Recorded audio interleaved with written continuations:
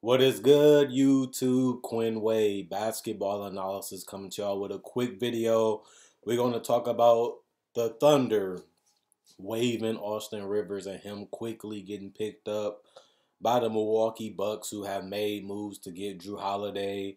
Obviously, they just made another move to get PJ Tucker. And even though they got rid of DJ Augustine, I feel like Austin Rivers is basically the same player.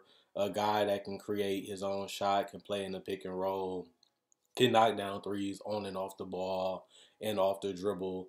And this was just interesting to me for the Bucks because when you look at the Bucks, they don't really have too many problems on paper. You look at Chris Middleton, his season is fantastic. Giannis is in the MVP conversation, in my personal opinion, and he has been there for at least a month now. And the Bucks still don't look like that crazy dominant team that they was 2 years ago when they've been the number one team in the NBA, and they don't look terrible. Like, it's a hard thing to see what this Bucks team really is. They don't look elite defensively, and they're not. Their offense is better, but it isn't this offense that blitz you anymore. You can stay in games. You can defend them a lot better. They don't look like this innovative team that's really locked in and focused and playing well together. They have a lot of interesting pieces. They have a lot of floor spacing. They have guys that can create shots off the dribble or for others. But with all that being said and looking at this roster, you would think that this team will have more respect, especially compared to the last 2 years. You would think that this team will be better. I mean, you look at what Giannis and these guys' numbers are, and you look at how much talent they have amassed and how much they're still getting, but nobody put the Bucks in the championship conversation. People look at the Lakers, people look at the Nets. People right now don't look at the Bucks as that team, and that's something that's crazy as they have changed the roster. They have made more moves as you see now within this week, and nobody's really taking the Bucks serious. Is it because they got beat by the Raptors? Is it because they got destroyed by the Miami Heat? Or is it just because people don't believe that Giannis can really be dominant? I was one of the biggest people as a person that live in Wisconsin and has went to the Bucks games, even Bucks playoff games within these last 2 years that Giannis has been MVP. And I had to question him, can he get this team to the finals? Is this team as good as they look? In the last 2 years, they haven't. They haven't, as they haven't even made it to the NBA finals. And they only made it to one conference finals within the last 5 to 6 years. So you can even say 7 years that Giannis has been there, even when he was MVP and the Defensive Player of the Year. And it's frustrating to see that we expect the Bucks to fail. Like, seeing how great Giannis is and how great this team plays, and you look at their record and they're, significantly above 500, and you look at the moves that they're making, getting rid of more picks and more players to improve and bolster this roster to give them a better chance of winning. What more can John Horst do? And that's a question that I asked in the summertime when I look at this team. If you're really trying to build a championship team around Giannis, Gallup, and Kumpo, what can you do? Like, what is the player that he needs? Is Giannis really a number one? And it sounds crazy when you look at the accolades that this guy has done. And nobody even took him serious last year. You look at people saying he had one of the greatest seasons in the history of the NBA. He was able to get the MVP and Defensive Player of the Year and lock up the number one seed in the NBA, entire NBA, for 2 straight seasons. And people was picking Miami to beat them. And they did in 5 games, and it really wasn't even close. And even when it was close, Jimmy Butler was stepping up, and Giannis vanished. He vanished in the fourth quarters. He vanished through that series. And you can say the same thing when they played the Raptors. This was a team that people expected to go to the finals that year, and it wasn't there. I believed in the Raptors. I believed in Kawhi Leonard for majority of the year, and the Bucks just couldn't kill them.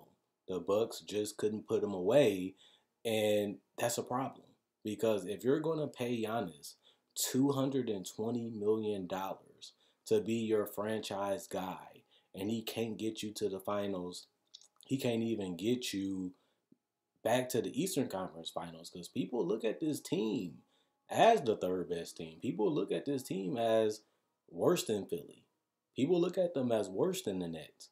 People think that the Celtics and the Heat can beat them if they play them in the first or second round because they have to play the three. The 3 seed has to play the 6 seed, and then you playing against one of the 1 or 2 seeds, depending on where the Bucks finish. If they finish third, they have to play Brooklyn or Philly, and they have to beat them to get to the Eastern Conference Finals. And people don't look at them like that, even though they have continued to make these moves for the last 3 years to be able to win a title. And I always told people, don't blame Budenholzer. Stop blaming Middleton. It's Giannis. This is his franchise. This is his team. He's the MVP. He's the Defensive Player of the Year. He's the all-star leading vote getter for a couple seasons. And he hasn't been able to get over the hump and be that dominant, two-way, unstoppable force when it matters most, and that's the playoffs. You have to be accountable because this is your franchise. You said you want to win a ring for the Bucks. You want to be loyal and committed to your teammates in the city, and nobody has a problem with that. Actually, people commend you for that.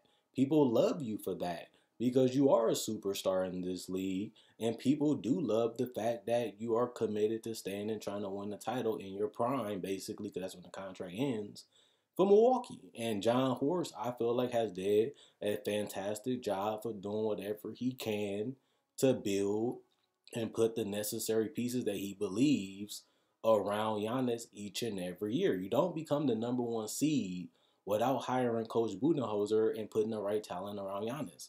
And you don't become the 3rd seed without making a Drew Holiday trade and even trying to do more to keep up with the Nets and the Lakers and teams like that to make the PJ Tucker trade and already got the roster spot they put in Austin Rivers, who has been a solid contributor on a lot of teams because he can get buckets and he can knock down shots and he can make plays even in the fourth quarter. Austin Rivers is a guy that can win you a game. He can make a shot. He can make a couple plays. He's a aggro aggressive player and his confidence is through the roof. You love having those guys in the locker room. You love having those guys in gym. You love having those guys in practice because they're going to talk and they're going to play hard and they're going to go out there and challenge you. And you need those type of guys to keep you on your toes. You need those type of guys to be in your face. And you need those type of guys to have that personality because they want to win. And I feel like that's what the Bucks are getting with Austin Rivers. And I like to pick up because he's one of the better free agents left. And I'm not really surprised he got picked up this quick. But you rather play in Milwaukee than play in New York because Milwaukee is the better team. Your role may not be the same, but you have a better chance of winning because the Bucks are already 3rd. And I don't really see them falling below that, if I had to be honest. But when I'm ending this video, I like the moves they have made the last 3 years. I'm just, as a person that watch basketball every day throughout the year, throughout the week, it does just make you wonder, is Giannis the guy that's 220? Is he the number 1 option on a championship team? And year after year, we keep seeing that is no. The thing about it is Giannis is about to enter his prime. He's taking more threes. He's taking more jumpers. He's finding other ways to score. Will he develop? Will he grow? Will he continue to get better like he has done the last couple years and finally lead this team to a title as the number 1 option on the team? They have did so much building an arena, putting talent around them, always looking at a way to improve the roster each and every season to give Giannis a great chance to win the title.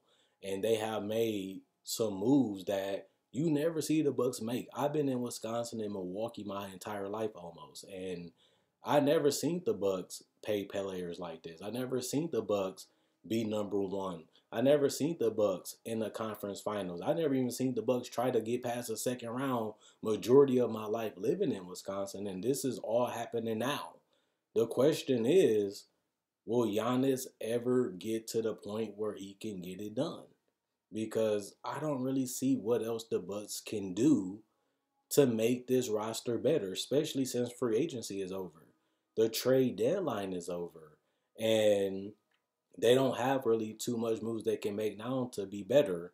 And with all these moves made and the growth in the play of Giannis and Middleton being pretty good this year, if not great, which I would say great, honestly, they still are not the favorites. They still are not a team that people are believing that can win a title.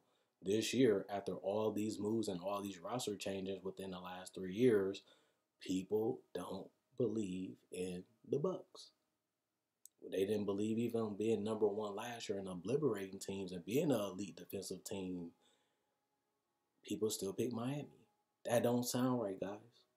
That don't sound right.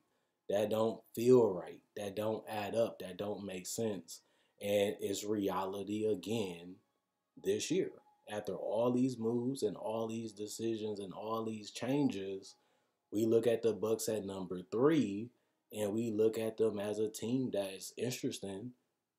Well, we don't look at them as a team that's going to walk away with the Larry O'Brien. After all these changes and all these moves the last 3 years, this is another year where people are believing that Giannis will come up short.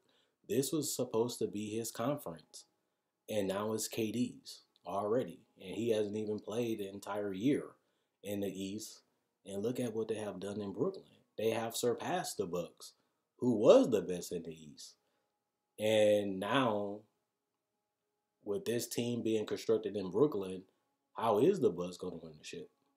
If this team has Harden and Kyrie this year and next year as they're under contract, how are the Bucks going to get past them? What can they do to get past them? What move can they make to be champions? What can they do to get out the East is the question that I'm asking all my fans that's watching this video. What move can the Bucks make? What's next? What can they do? Like, this team was running through the East and couldn't make it out the East, and now I don't even see it right now after all these moves.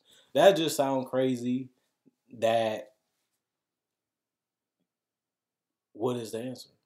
Is it getting somebody better than Giannis? Or is it believing and hoping that Giannis can get there? And right now, I don't look at the Bucks as a team that can win a title or come out the East for 3 straight seasons. Let me know what you guys agree or disagree with in the comment section below. Quinn Wade, basketball analysis, come to y'all with another video. Have a good night. We starting a new week, and I'll see you all Monday.